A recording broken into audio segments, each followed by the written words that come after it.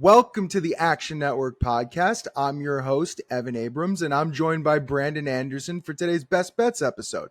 But before we get into those, we've got a few trends and talking points from around the league. A little fun discussion before we get into the serious bets here, Brandon. But number one, got to probably start with Lamar. Lamar Jackson at plus 110 at most books to be MVP entering week 11, which I look back about 5 years is the shortest price we've seen for any player at this point. So will be interesting to kind of go into a conversation a little bit about value in terms of that market. So that was number one on my list. Number two, we could talk about underdogs. So dogs are coming off of an 11-3 ATS week last week. Faves, though, on the season are 3 games above 500. So it's been a back and forth battle a little bit. The interesting thing on my point, dogs of 6+ points have won 16 games outright in the first 10 weeks. That's the most since 2006. So we've seen some big underdogs come through. And I thought this one was interesting before we get into your first bet here. We have 88 one-score games this year through 10 weeks. That's the most ever when I look back. So on one-score games, a lot of close ones, some fun action. What are you thinking this week, Brandon? Yeah, I'm gonna go right against all of those trends right off the bat here. I'm gonna take the biggest favorite of the week. I think maybe the biggest favorite of the season so far. Okay. The Detroit Lions minus 13 home against Jacksonville. So look, I probably don't have to tell you why the Lions are way better. We know this, right? The Lions offense, I think, should have its way. Jaguars defense, dead last in passing DVOA, second to last overall. Jaguars offense has cratered. There's no Trevor Lawrence anymore. I don't know if we're going to see him again this season. Mac Jones stinks. There's a reason that he just got cut outright. He looked terrible last week. And now look, Jacksonville lost by 5 to Minnesota. They lost by 5 to Philadelphia. But this is why we did the Sunday recap, right? You can't go just by the margin. They only had 358 yards of offense combined in those 2 games. This offense is gone. They don't know how to move the ball. And I know this is actually flying in the face of luck rankings also. So I'm really going against the trends here. Detroit has been the lucky team there, Jacksonville, the unlucky team. I don't know, man. The last couple of weeks, Jacksonville looks awfully lucky to be in these games. They should be getting run off the field. And so I just think that this kind of writes itself here. Detroit, I thought their defense would fall off without Aiden Hutchinson. They're still third in DVOA overall. They've actually gotten better since he left by the numbers. So Lions have played only twice this season against what we'll call a, quote, bad team, just kind of by the DVOA. Dallas is one of those. That's how the numbers say it. That was 47-9. We played that one. The Titans were the other one. That was 52-14. So they pound these bad teams. Last season, Detroit had 6 wins by 12 points or more. Jacksonville's already allowed at least 28 points 5 times. The Lions have scored at least 30 points 4 times. That's where we're headed here, is a whole bunch of points for the Lions and not enough for Jacksonville even to hang in there. We know Jared Goff and Dan Campbell are always good as favorites. They're always pretty good at noon. And then the Goff indoor stat with Detroit. Now 30-10 ATS, 75%. And when he's favored by 4 or more indoors with Detroit, 12-1 ATS, covering by almost a touchdown a game. Double-digit favorites this season, 4-0 ATS, covering by 14 a game. So I know all the trends. I know that we got those like 7 to 10 point dogs. They've been covering. This is too far for me. Jacksonville's season win total under 5.5. I think is my favorite win total on the board. They play the Lions here, then a bye week, and then the Texans. Those are 2 losses. So I think even if you change your mind later, you can get that now. It's a plus 125, and you get short-term value here. You can buy out later, maybe even get a middle if you like it. So I will take the Lions minus 13. I will probably end up sprinkling like a 20-plus win or a 40-plus team total or something. You can watch the app for that. But I'm just going chalk here off the bat. Give me Detroit. Yeah, even if you like that Jacksonville under 5.5 bet, and you don't even have the news of Lawrence yet. So if Lawrence is actually done for the year, which is a possibility, that bet looks even better. And from Detroit's point of view, we haven't even really seen them play fantastic football over the last few weeks. They had those 200-yard offense games that they won by a ton of points. They had to come back against Houston. So we actually are probably due for like a great Lions game at some point. So all right, let's go to the Browns and the Saints, the Jameis revenge game tour here. The line has kind of moved a little bit. It was Browns 1.5. It was Saints 1.5. So what's your bet and what number are you looking for there? Yeah, it's floating right around to pick them right now. So I'm Yeah. gonna take the Browns here. I like Cleveland a lot better. There is a +1.5 Cleveland, so give me the Browns at the +1.5. I would take them +1. If it gets past that, I think it might by kickoff. I think the Browns may be favored. Then I'd probably just play a money line. But around that number, I just think the Browns are the much better team here. We've played them a couple times lately. This is a team that the numbers and the underlying stuff is not going to show you what they actually are right now. Jameis Winston at quarterback instead of he who will not be mentioned. Ken Dorsey calling plays now. Nick Chubb and a healthier line, getting a little healthier. Chubb shaking off the rust, and they're coming out of the bye week. So you got a new quarterback, you got your running back back, you got the O-line back, you got a new play caller, and now you had 2 weeks to like reset, settle in, and figure out who you actually are. And I think that's a great spot for Cleveland. The defense still rates out pretty well to me. Again, the numbers don't look that good. They're getting a lot of pass rush. That's bad news for Derek Carr. He is not good under pass rush, and their O-line has been terrible. I still think, we've said this before, I think the Browns are a similar profile. I think about them similar right now to like the Steelers, the Chargers, the Vikings, and the Broncos. Good defense, enough offense to hang in the right matchup. Those are playoff teams or playoff contenders, and the Saints are definitely not that. The Browns aren't anymore because the first half of the season happened, but I think we need to think about them week to week more like that. So Saints last week, we talked about them Sunday night. They won the game under the new coach. They got badly outplayed by the Falcons on that one. Saints run defense has been especially bad, second worst in the league. I think the Browns can run the ball here. I normally don't love Jameis in these toss-up spots, but he's pretty good as an underdog, which hopefully we're still getting here. And like you said, revenge spot for Jameis, though Jameis has a lot of revenge spots if we're being fair. Derek Carr as a favorite, 36% ATS. We always love to fade him there. Derek Carr against teams below 500, 40% ATS. So just give me the Browns. I don't like these toss-up sort of games, but I know six-pack, both guys are on this one. I think it's just a good spot for Browns and a bad number. Yeah, if I knew that Jameis wasn't going to try to play superhero at some point in this game because of the revenge spot, New Orleans last in EPA rush D, 31st in rush success D, like Chubb should be able to run all over this team, but it's about the play calling and about what Jameis does. With that information, I think Cleveland's a great bet, but you just kind of don't know what's going on. All right, let's go to the next game here. And this one, you've already talked about it, and you're going to be on it again. So Steelers, Ravens, what's the bet? And talk to me. Yeah, give me the Steelers. +3 if you need to. I still see a 1 +3.5 out there, so definitely get the hook if you can. I don't really have a lot to add here. I just want to reiterate that I like this bet, and I still like it at the +3 if you need to, where it's looking at most books. So just to reiterate some of the stuff we talked about Sunday night, this was our hot read pick. Ravens offense is elite, but they have not been elite against Mike Tomlin and against Pittsburgh's defense. Lamar Jackson, in his career, 4 touchdowns, passing and rushing combined against the Steelers. He's played 6 seasons. Now, I know he's missed some of the games, but 4 touchdowns, 7 interceptions, 7 fumbles, and 20 sacks. Pittsburgh has found ways to slow him down, and I know this is the best version of him and the best version of that offense, but I think it helps, too, that Pittsburgh just played Jaden Daniels and a team that they had to scheme against a similar style of quarterback, and you get 2 weeks practicing against that in a row. And look, this is a team that has done well against Jackson. They kind of know what to do here with him. On the flip side, their passing defense is beatable. Those Russell Wilson moonballs, I think they can hit a couple here. I don't expect to love watching this game, even with the bet here. I expect with this bet, even if we cover, the Ravens are going to be the team we come on Sunday night. We're like, the Ravens were way better. They're moving the ball all game. They had the ball 38 minutes. It's like, well, we hit 3 big passing plays for Pittsburgh. The defense made 2 huge turnover stops.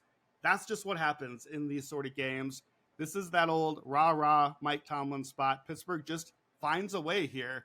Week 5 forward as an underdog. Mike Tomlin, 48-20-1 ATS, 71% for his career. That goes up to 81% at home. We're home here. Goes up to 81% ATS against a division opponent, which we are here. And then the stat that I love, this is maybe my single favorite betting trend that I will just bet blind every time. Mike Tomlin, John Harbaugh, you take the underdog. 23-6-3, 79% for the underdog. When it's a 3-point line or more, 18-2-3, 90% cover rate for the underdog. John Harbaugh has never covered in the history of this series against the Steelers as a 3-point favorite or better. Maybe this will be the first one. I do not think these teams are equal. This is not really a cap on the teams. This is the number. This is the spot. I'm just going to take Tomlin and the Steelers home dogs every time here. Yeah, it just keeps hitting. And, when you look about Tomlin, 4-0 against the spread against Lamar, just in their careers, Lamar's never covered against him. So something's got to give. The other angle I was looking at here was Lamar rushing, which seems to be a little bit of a decline lately. I was looking at under 44.5, even under 8.5 rush attempts. They just play him so well. So maybe there's a more of a passing attack on Baltimore's point there. All right, so those are your best bets. Now we're going to get into some teasers, some props, a few other angles here, but we're going to start with a 2-team teaser you like. Lots of big spreads, lots of teaser spots on the board here, but what are you going with?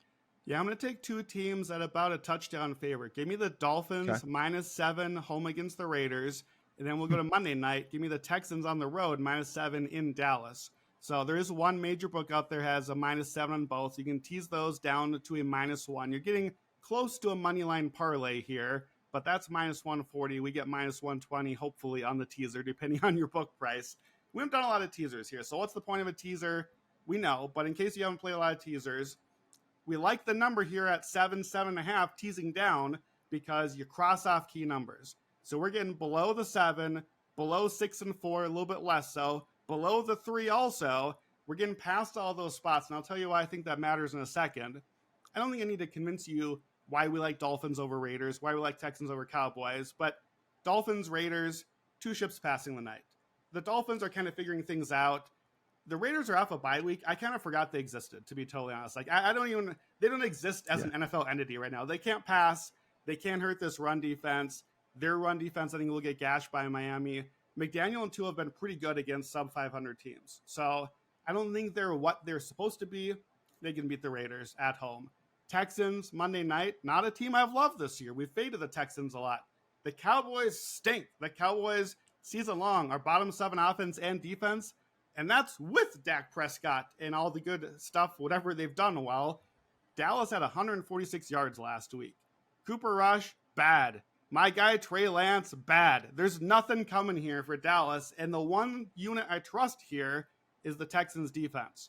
So I think it's a great spot for Houston and Miami to just get the win. Now, why am I not just playing the spreads? Raiders off the bye week, Miami off a short week, Monday Night Football. Don't love the spot there. I trust Miami to get the job done, but that's why I'm teasing it down. Texans, Stroud and D'Amico haven't been great against sub-500 teams, and this is a rivalry. It's the Texas rivalry. Last 3 meetings have been 4 points, 3 points, 3 points. So again, tease it down, skip the key numbers.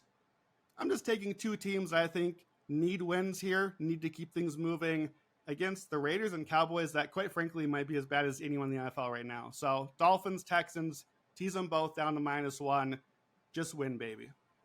Yeah, if you like the teams, that's well and good. I think it's the numbers and the 7.5, the fact that they're favored, and the 6-point teaser that takes it below all those key numbers in between that makes it the interesting play and the reason why you would take it individually. So completely makes sense. All right, now we're going to run off some props here. So get your notepads out.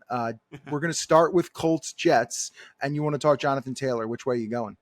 Yeah, I like Jonathan Taylor overs. I tend to be an overs better. I know props we like are unders here at Action Network, but I have more fun betting overs. I like the over here on Jonathan Taylor. So here's where this started, and I like to kind of tell you about the process. If I'm playing a prop, it's usually because I kind of like an angle or a side, but I have a better way to play it. So that's kind of where I'm at here. The Jets are 4-point favorites, somehow, still. In the year of our Lord, 2024, in November, the Jets are still favored by 4 against actual teams. The Colts are like a possible playoff team. They're still in the mix of this thing here. The Jets are terrible. They haven't done anything good the entire season. All my Jets futures, RIP, terrible.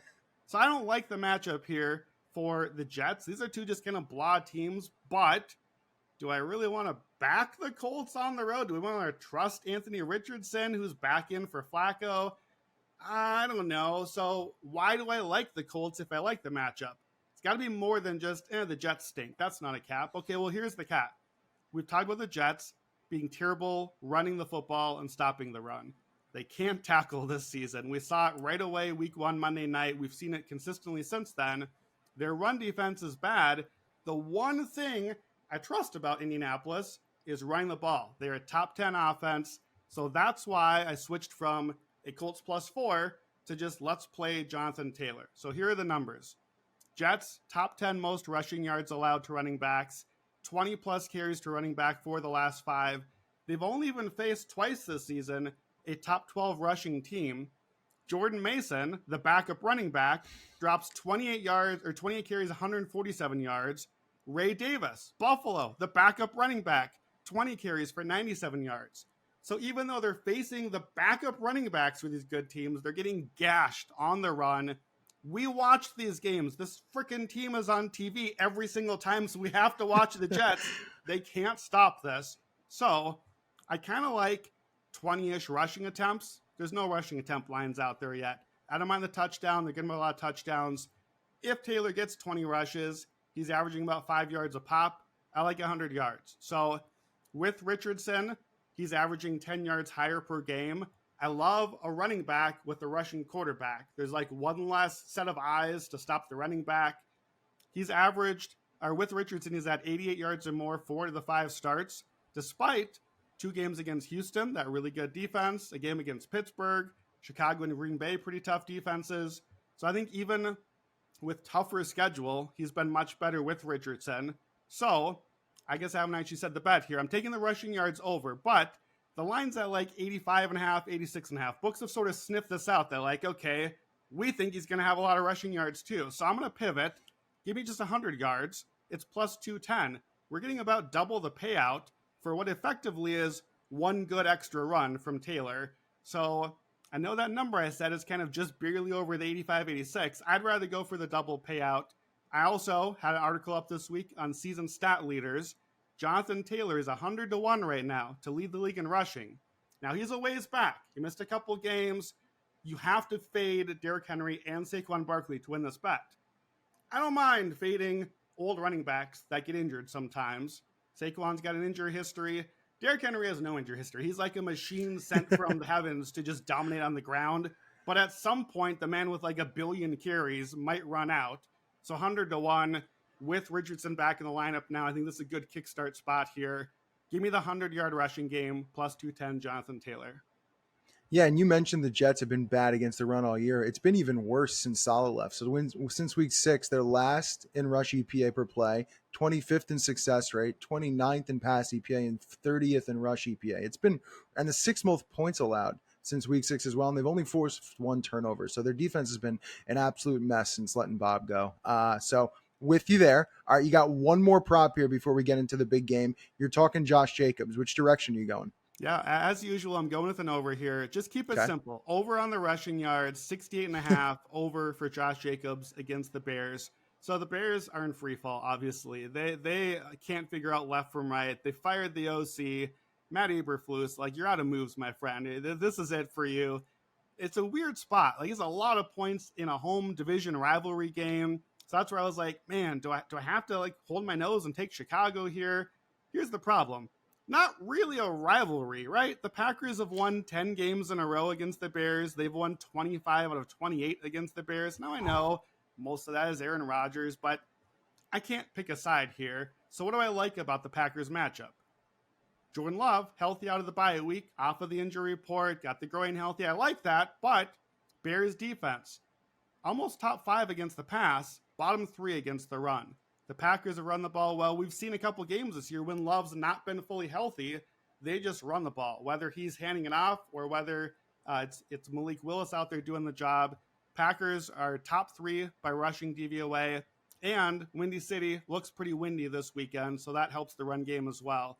So Bears, 9 games this season, have allowed 65 yards or more to the top running back on the opposing team, 7 out of those 9 games. The only 2 they didn't was Houston and Jacksonville, who aren't very good at running the ball and whose running back one got hurt those games anyway.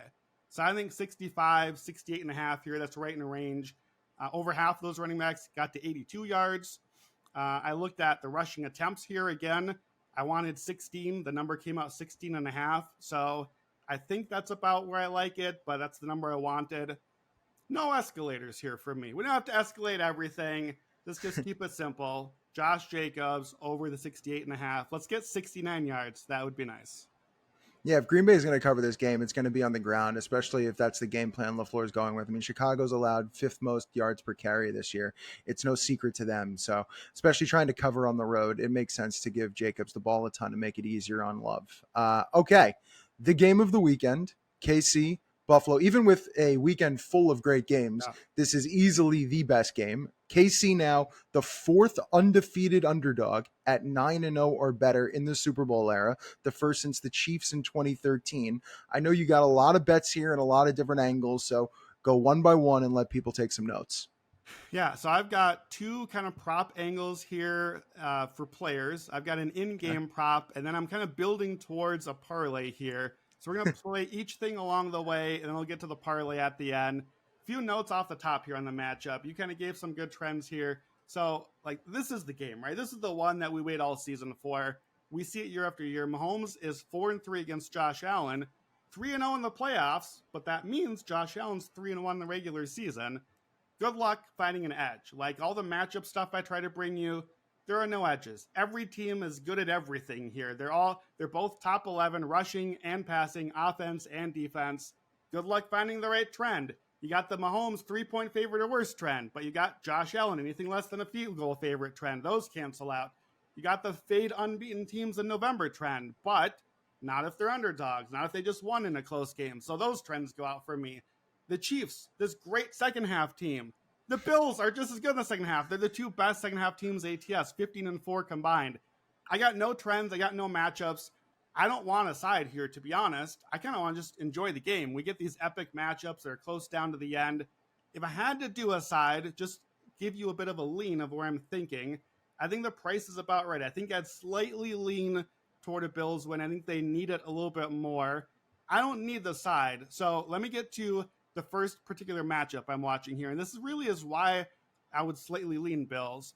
You want quarterback runners in this matchup. Josh Allen in the 7 Kansas City games, averaging over 10 carries a game for 56 yards a game rushing. He's had at least 7 carries, at least 32 rushing yards all 7 games. Patrick Mahomes in this matchup and in big games in his career, we all watched it. He takes off. He gets those long scrambles. In this matchup, he's at a 36-yard game, 61 and a 69-yard game. Here's where I see maybe a Buffalo advantage. Bad ankle for Mahomes. Both the last 2 games, we see him not quite looking as mobile. So I don't want Mahomes overs here. I'm not playing Mahomes. I do want Allen overs. So I'm going to play it a couple of ways.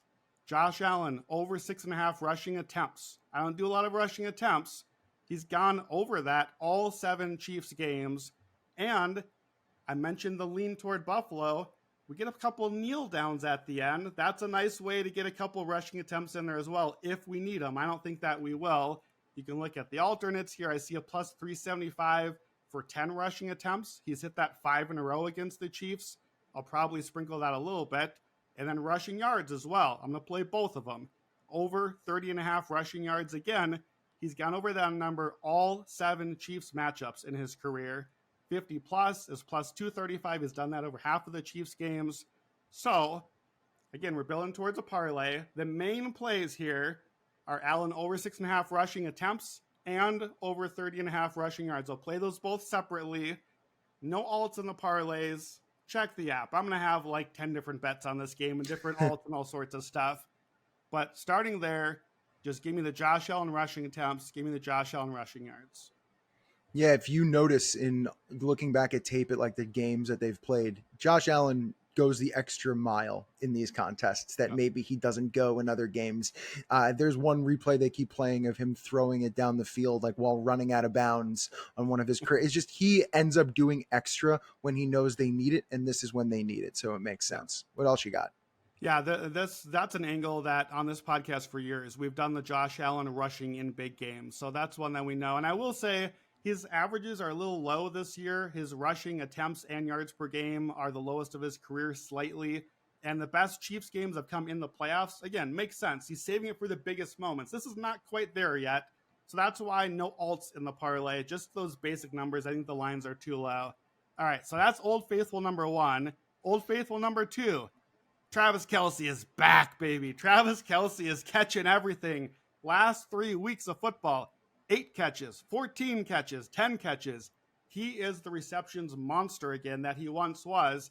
And if you look at over the season, Rashee Rice, first 3 games of the season, averaged 8 catches a game on 9 targets. 3 games of that, we talked about they kind of built the offense out of Rashee Rice. Then he went out for the season. So what did the Chiefs do?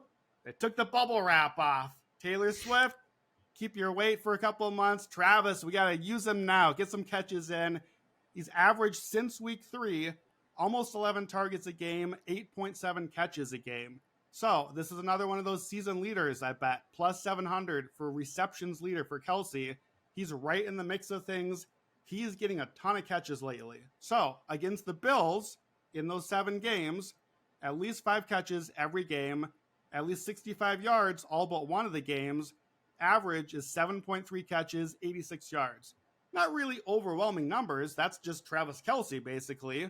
But the lines for Travis Kelce here, 6.5 catches, 65.5 yards. So I'm going to play the over 65.5 yards on Travis Kelce.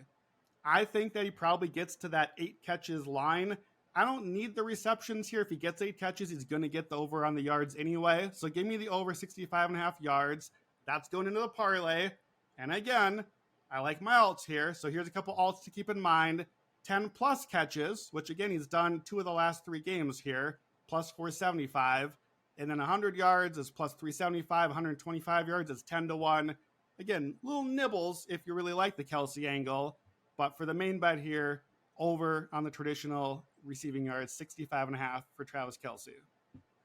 I just looked it up while you were talking. So in the 3 losses to Buffalo, he's averaging 83 receiving yards a game, which would say to the point that if you like Buffalo and you're kind of leaning that way and you think maybe it's more important to them than it is Kansas City, Kansas City's on a trailing game script, could make sense to go over there. I like it. Do you have anything else in that Buffalo game?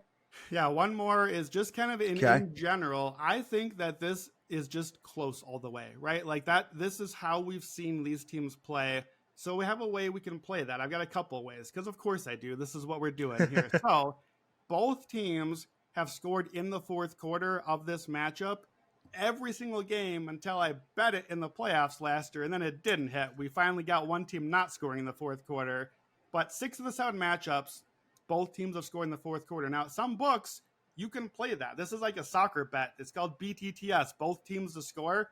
Both teams to score in the 4th quarter, I see as a minus 195. Now, I'm not a juice better, so I don't love the minus 195 on its own, but into a parlay, that can be a good way to kind of add a little bit to the line there if you like it.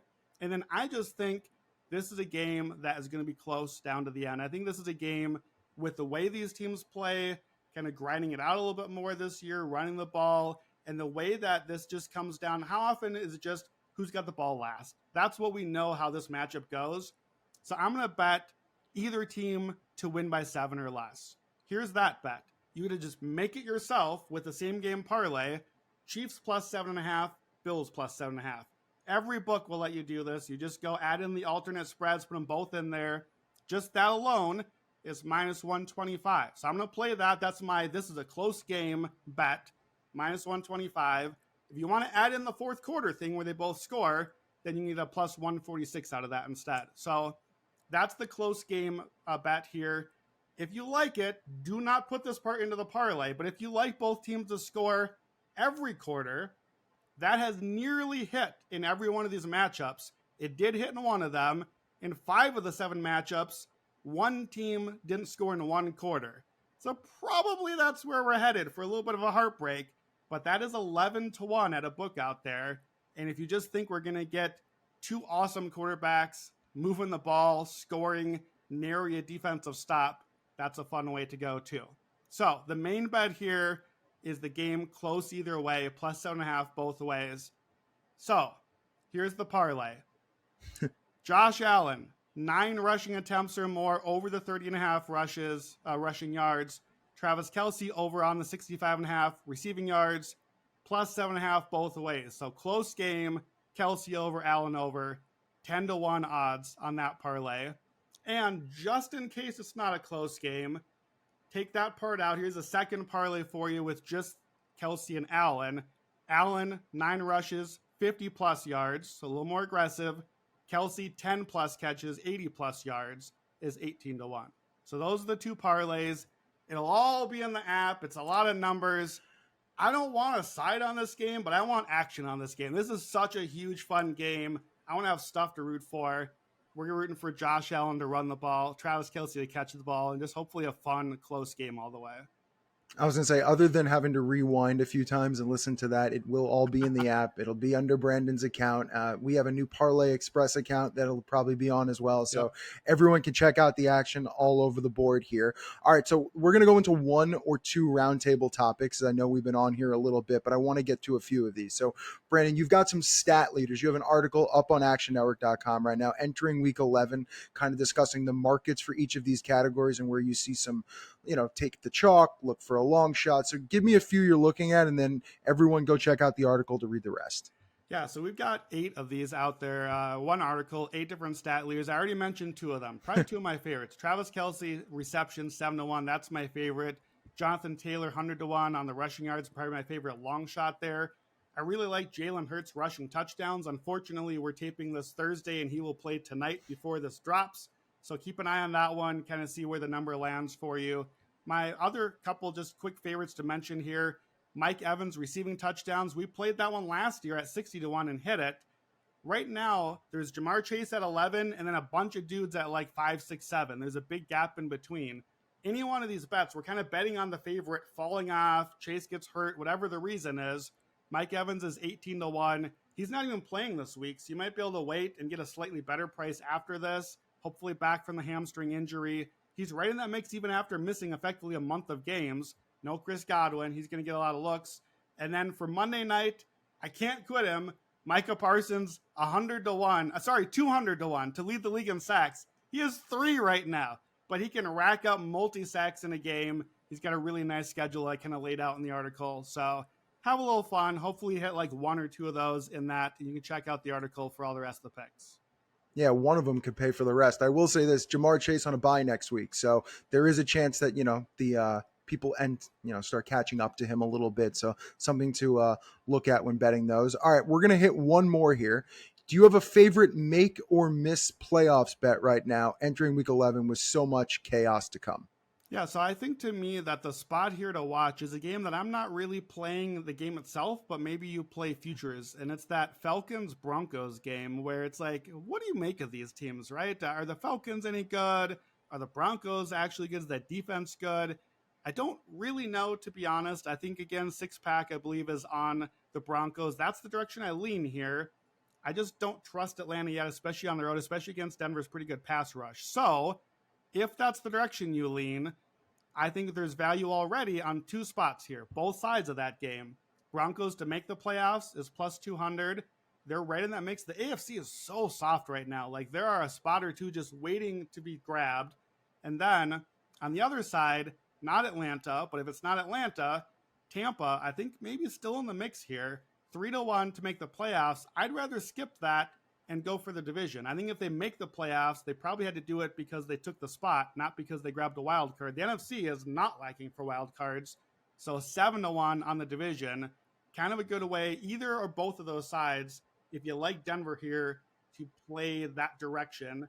And if you're wrong about Denver here, there's still ways we can come back around and hit that later on. Denver can still come back around, and or Tampa. So those would be mine. Do you have any make or miss playoffs that you're looking at?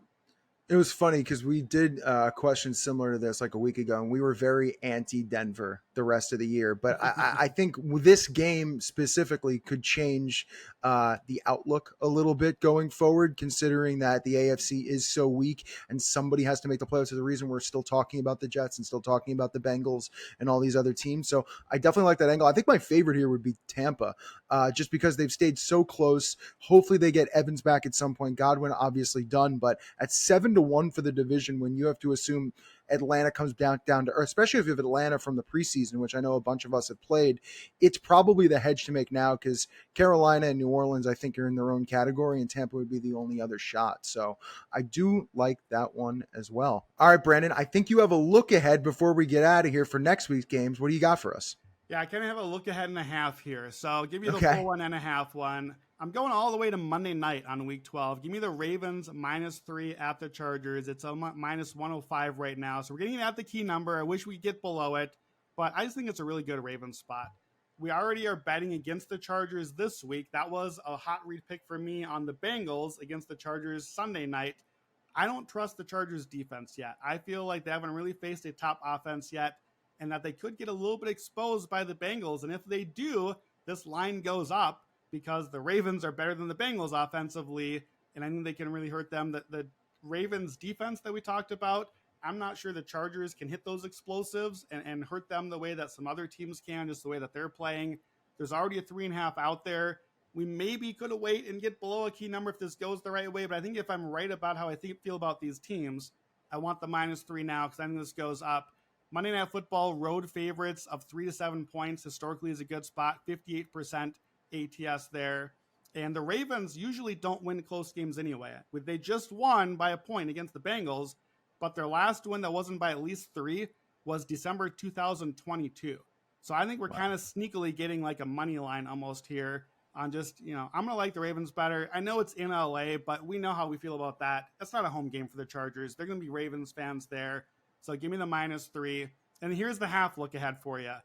It's a Thursday night tonight. So as we're recording, the Commanders play the Eagles. Big spot. I'm looking ahead to next week. I like Commanders -9.5 against the Cowboys. I can't officially play it because you'd be crazy to play it now not knowing what's happening tonight before you listen tomorrow. Let's make sure Jane Daniels is healthy and all that kind of stuff. But here's the weird thing. This rivalry has not had close games. 5 straight games, 15-point margin or longer. Whatever happens in these games between these rivals is not a close game. 9 of the last 10 games by double digits. Average margin in those games, 23.5 points. The last game closer than 7 was 2018, playing twice a year. So I'm just going to take the better team. Washington's way better. I already crapped on Dallas earlier. They're not a good team. Washington has won by 21 or more 3 times. Dallas has lost by 25 or more 3 times. They've allowed almost 35 points a game the last 4. So -9.5, keep it below the 10. I think it's going to end up getting to one of those like the Lions type spread up by 13-14 by kickoff. Home game for Washington.